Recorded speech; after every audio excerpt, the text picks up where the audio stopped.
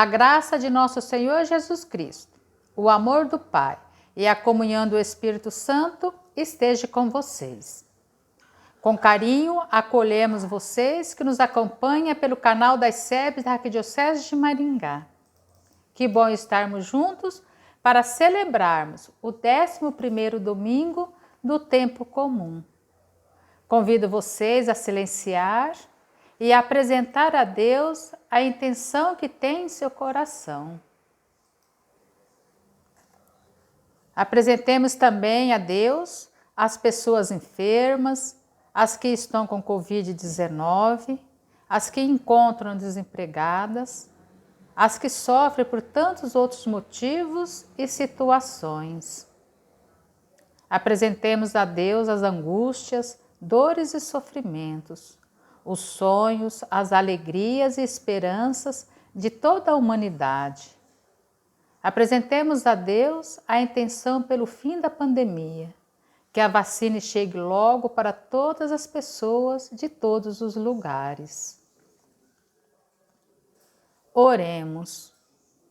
Ó Deus, força daqueles que esperam em vós, sede favorável ao nosso apelo, e como nada podemos em nossa fraqueza, dai-nos sempre o socorro da vossa graça, para que possamos querer e agir conforme vossa vontade, seguindo os vossos mandamentos, por nosso Senhor Jesus Cristo. Amém. Vamos ouvir a palavra de Deus, que será semeada, e deixar que ela cresça e dê fruto em nós. A primeira leitura da profecia de Ezequiel, capítulo 17, versículo 22 a 24. O Salmo 91, como é bom agradecermos ao Senhor. A segunda leitura, 2 Coríntios, capítulo 5, versículos 6 a 10. E o Evangelho, Marcos, capítulo 4, versículo 26 ao 34.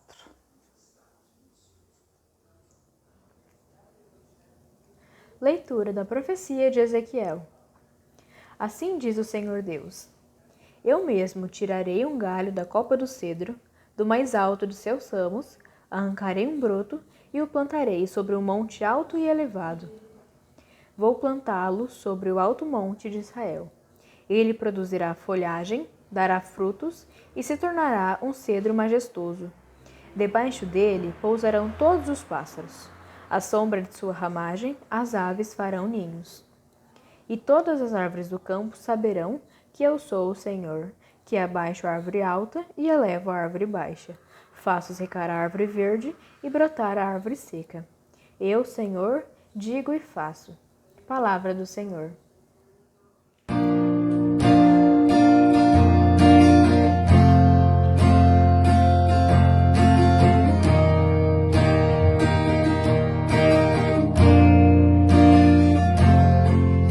Como é bom agradecermos ao Senhor. Como é bom agradecermos ao Senhor. Como é bom agradecermos ao Senhor. Como é bom agradecermos ao Senhor. Como é bom agradecermos ao Senhor e cantar salmos de louvor ao Deus Altíssimo, anunciar pela manhã vossa vontade e o vosso amor fiel a noite inteira. Como é bom agradecermos ao Senhor. Como é bom agradecermos ao Senhor. Justo crescerá como a palmeira, florirá igual ao cedro que há no Líbano. Na casa do Senhor estão andados, nos átrios de meu Deus florescerão. Como é bom agradecermos ao Senhor. Como é bom agradecermos ao Senhor. Mesmo no tempo da velhice darão frutos, cheios de seiva e de folhas verdejantes. E dirão: é justo mesmo, Senhor Deus. Meu rochedo não existe nele o mal. Como é bom agradecermos ao Senhor. Como é bom agradecermos ao Senhor. Como é bom agradecermos ao Senhor. Como é bom agradecermos ao Senhor. Leitura da segunda carta de São Paulo aos Coríntios. Irmãos, estamos sempre cheios de confiança e bem lembrados de que enquanto moramos no corpo, somos peregrinos longe do Senhor. Pois caminhamos na fé e não na visão clara, mas estamos cheios de confiança e preferimos deixar a moradia do nosso corpo para ir morar junto do Senhor. Por isso, também nos empenhamos em ser agradáveis a Ele, quer estejamos no corpo, quer já tenhamos deixado essa morada. Aliás, todos nós temos de comparecer às claras perante o tribunal de Cristo, para cada um receber a devida recompensa, prêmio ou castigo, do que tiver feito ao longo de sua vida corporal. Palavra do Senhor. Graças a Deus.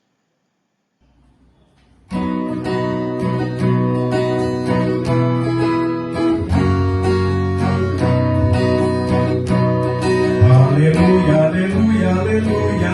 Aleluia, aleluia, aleluia. Aleluia, aleluia, aleluia. Aleluia, aleluia, aleluia. Semeia O Cristo é o semeador, todo aquele que o encontra, vida eterna encontrou. Aleluia, aleluia, aleluia. Aleluia, aleluia, aleluia. Aleluia, aleluia, aleluia. Aleluia, aleluia, aleluia.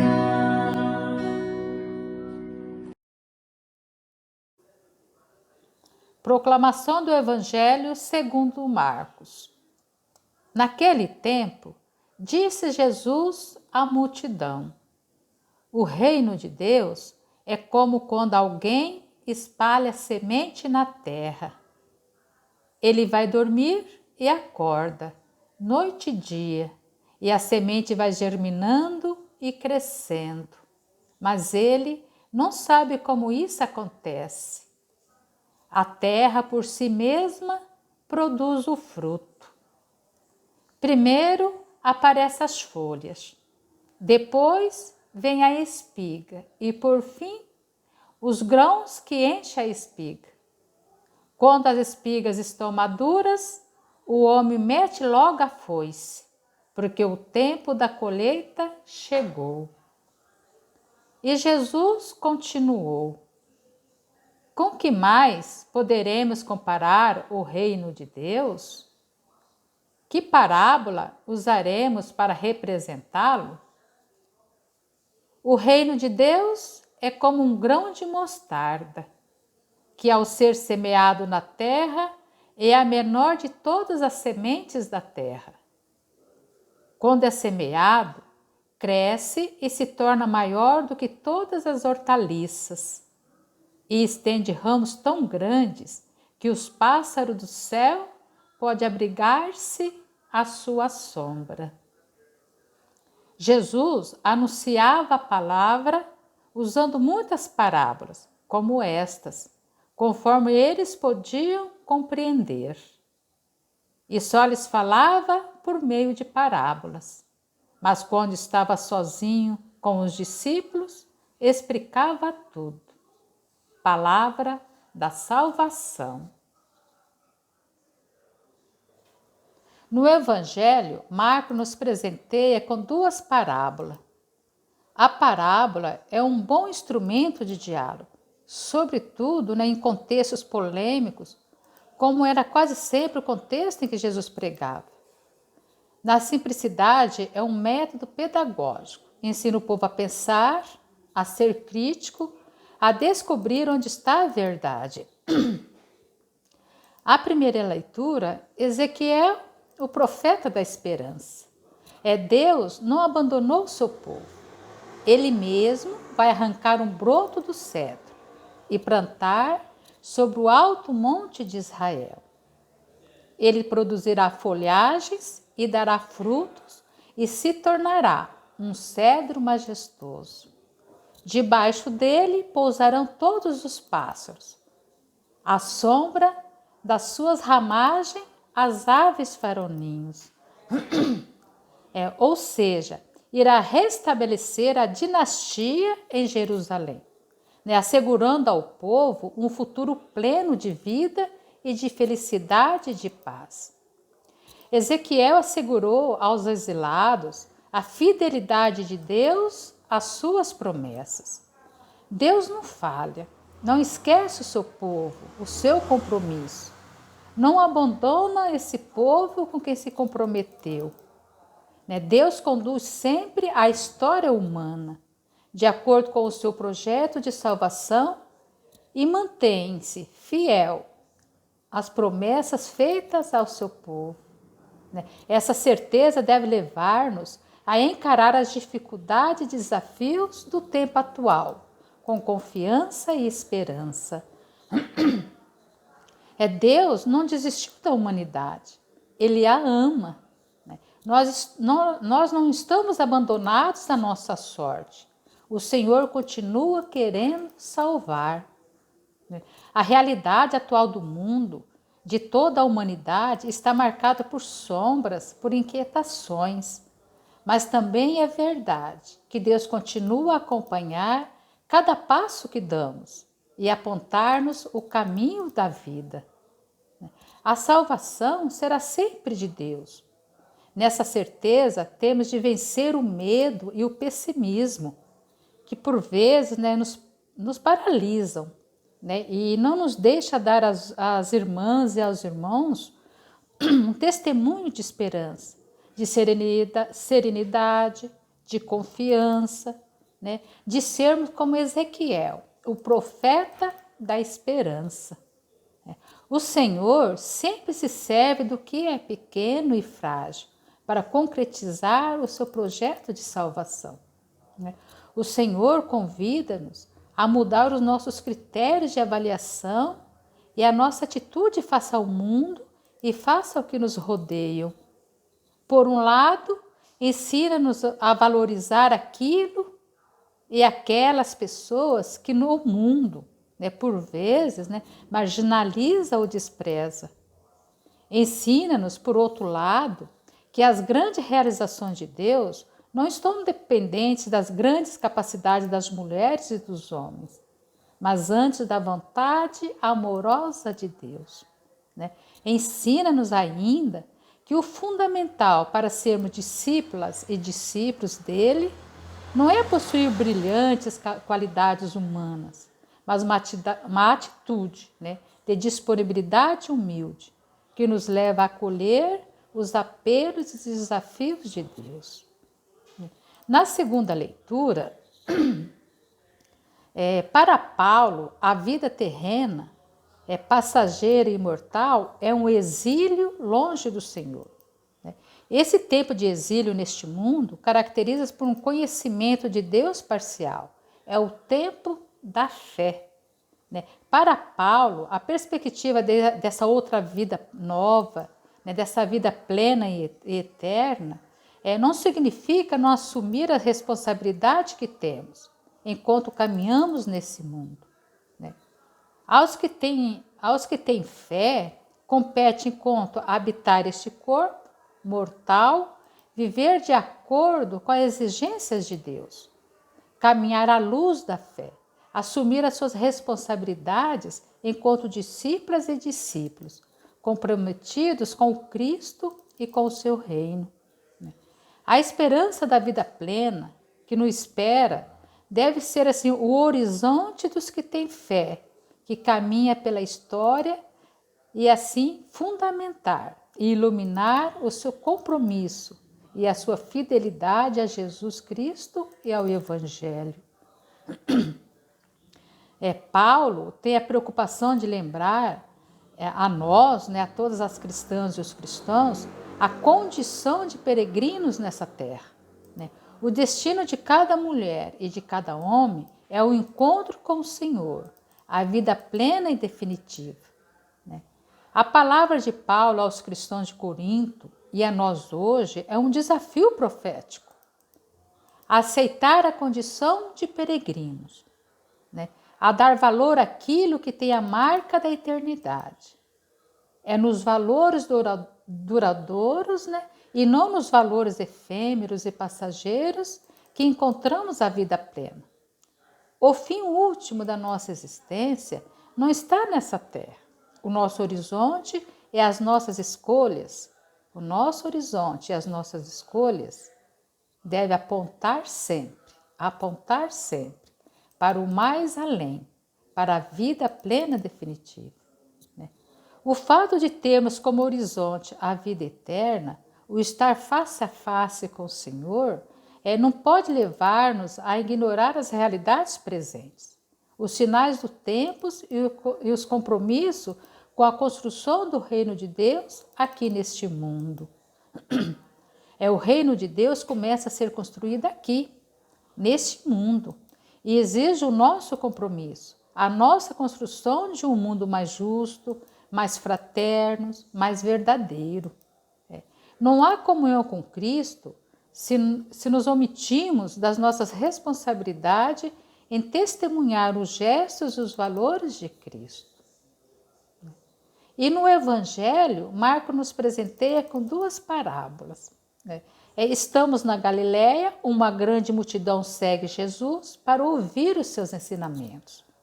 né? E para que a sua proposta chegue a todas e a todos, Jesus, né, ele precisa se utilizar de uma linguagem acessível ao povo e também uma linguagem questionadora, né, concreta, que pudesse semear no coração dos que ouvia a consciência dessa nova e revolucionária realidade que ele queria propor.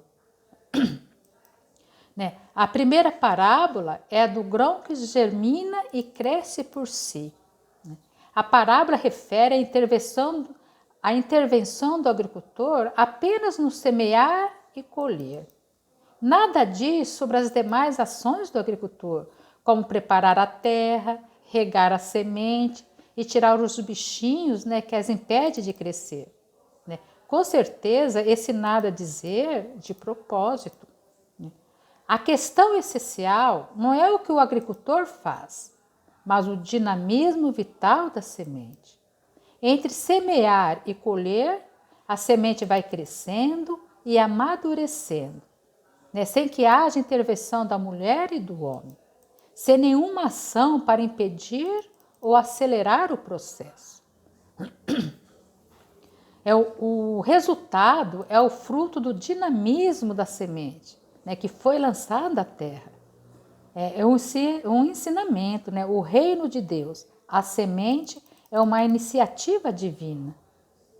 No silêncio da noite, na correria do dia, em tudo, não adianta forçar o tempo, os resultados. É Deus que conduz a história e que fará com que o reino aconteça, de acordo com o seu tempo e o seu projeto. A parábola ensina a serenidade e a confiança nesse Deus que não abandona e a seu tempo vai realizando o seu plano de amor. A segunda parábola é do grão de mostarda. O contraste entre a pequenez da semente da mostarda e a grande árvore que ela se transforma. Essa comparação ensina que o anúncio de Jesus, a semente do reino, por ele lançado, pode ser por muitos, né, considerado insignificante, mas vai chegar a todos os cantos do mundo, encarnado em cada pessoa, em cada povo, em cada sociedade, em cada cultura. A parábola, né, é um convite à esperança, à confiança e à paciência. Nos fatos aparentemente relevantes, na simplicidade e normalidade, né, assim, de cada dia, na insignificância dos meios, né, esconde-se o dinamismo de Deus que atua na história e que oferece às mulheres e aos homens caminho de salvação e de vida plena. Deus caminha conosco. Num tempo histórico como o nosso, marcado por dores e angústias, sofrimentos, né, por crises e por graves inquietações, este é um dos testemunhos mais importantes que podemos, como discípulas e discípulos, oferecer às irmãs e aos nossos irmãos, que encontram-se perdidos pelo desânimo, pelo desespero e pelo medo.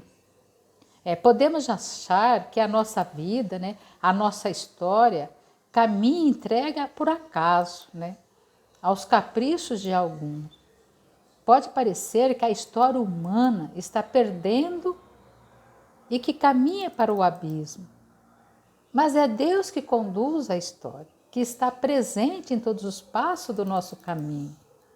Jesus, com suas palavras, ações e nos gestos, propôs um novo caminho, uma nova realidade.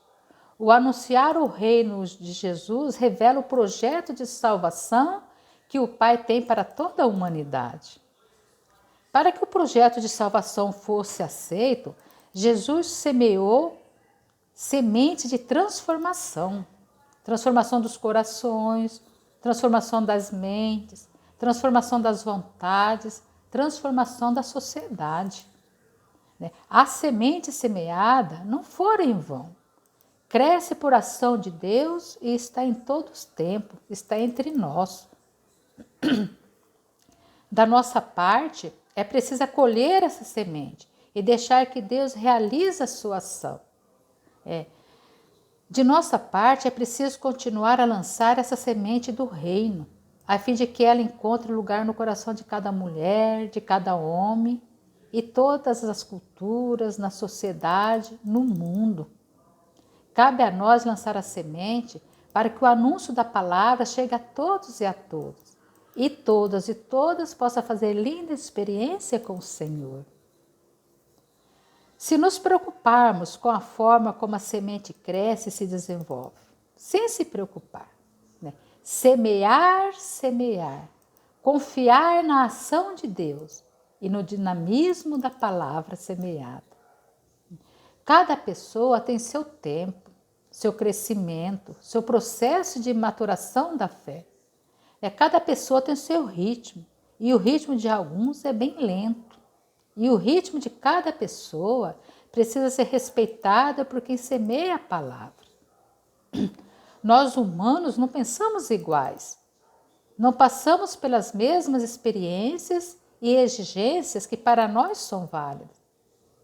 O Senhor sempre respeita a caminhada das pessoas, que semeia as boas novas do reino.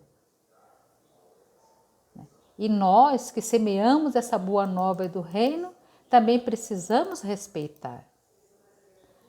A segunda parábola, que fez referência à pequenez da semente, é um convite para revermos nossos critérios de atuação e a nossa forma de olhar o mundo, de olhar nossas irmãs e nossos irmãos. O Senhor sempre se revela naquilo que é pequeno. Isso é muito bonito. Ele se faz presente nos pequenos, nos humildes, nos pobres, nos que renunciaram a esquemas de triunfalismo, de ostentação. E é deles que o Senhor se serve para transformar as relações, para transformar o mundo. Não são sinais do reino atitude de arrogância, de ambição desmedida, de poder a qualquer custo, de fazer de tudo para mostrar que é o cara. Prejudicamos e destruímos o projeto de Deus quando nos deixamos levar por tentações de grandeza, de orgulho, de prepotência, de vaidade. Quem age assim estará a impedir que o reino de Deus se torne realidade no mundo, nas nossas vidas, e na vida dela mesma. Que a liturgia de hoje nos motive e nos leva a sermos profetisas e profetas da esperança, a sermos semeadoras e semeadores do reino com humildade, acreditando na ação de Deus e respeitando o ritmo de cada pessoa.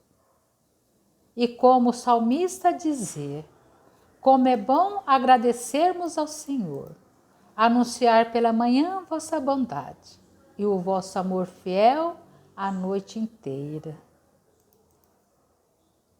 Rezemos juntos a oração que o próprio Cristo nos ensinou.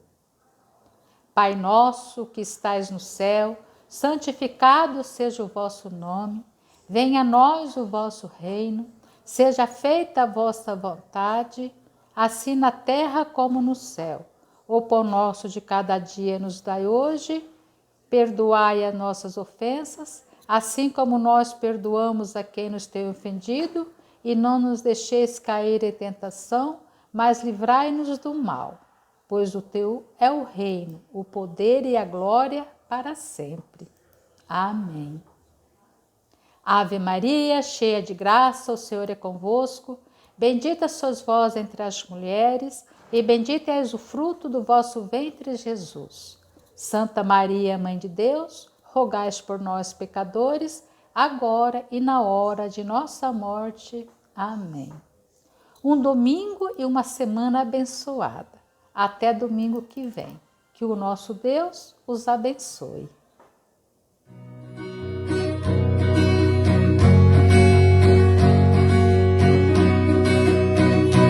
E ouvi os clamores do meu povo e desci para libertar.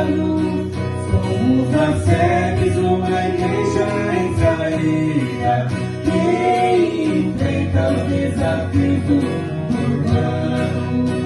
Somos igreja que partilha a palavra e que ampara a vida do nosso povo. A nossa mística é sempre comprometida e nos coloca na luta de um mundo novo. Eu que ouvi os clamores do meu povo e desci para libertar-nos.